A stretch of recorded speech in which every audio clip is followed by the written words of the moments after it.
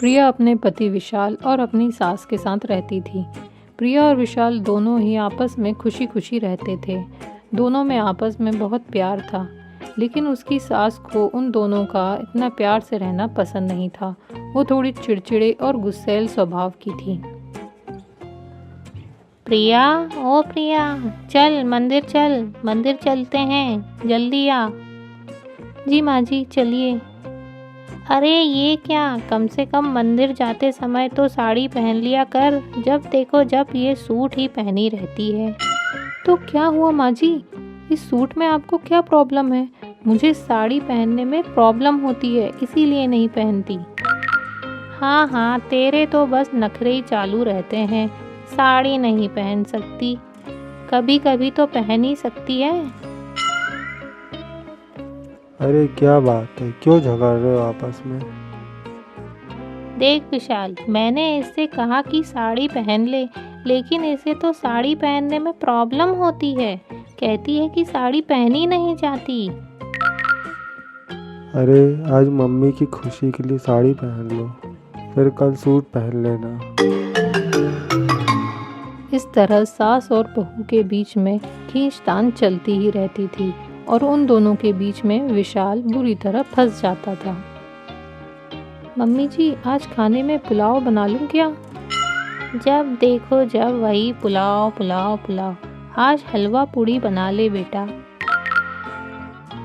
हलवा पूड़ी कल ही तो बनाया था मम्मी जी, आज पुलाव बना लेती हूँ, मैंने उसकी तैयारी कर रखी है। अब जब तूने तैयारी कर ही ली है तो मुझसे क्यों पूछ रही है?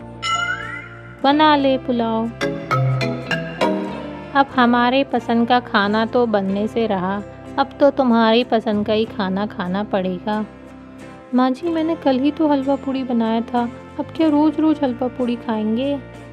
अब क्या तू मेरे खाने पीने का भी हिसाब रखेगी? देखो अब ये दिन आ गए हैं कि अब हमसे खाने पीने का भी हिसाब रखा जाएगा। ओहो, सुबह सुबह फिर शुरू हो गए तुम दोनों। प्रिया आज शाम को तैयार है ना? हमें आज दोस्त के घर पार्टी में जाना है। मगर मम्मी जी, क्या वो भी हमारे साथ चलेंगी?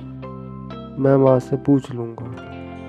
माँ, मैं और प्रिया शाम को पार्टी में जा रहे हैं, क्या आप भी चलोगे?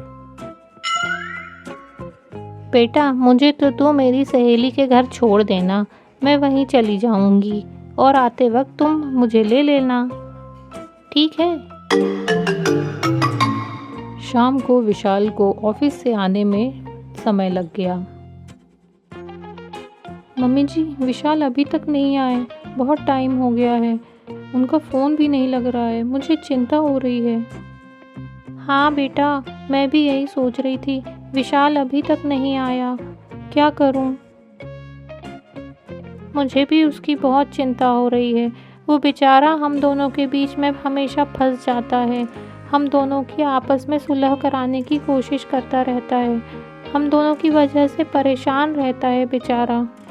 हाँ मम्मी जी, आप सही कह रही हूँ, मैं आपको सॉरी बोलती हूँ मम्मी जी। अब मैं हमेशा आपके साथ अच्छे से रहूँगी, मुझे माफ़ कर दीजिए। अरे बेटा, गलती तो मेरी भी है, तू भी मुझे माफ़ कर दे। और इस तरह सास और बहू में आपस में सुलह हो गई।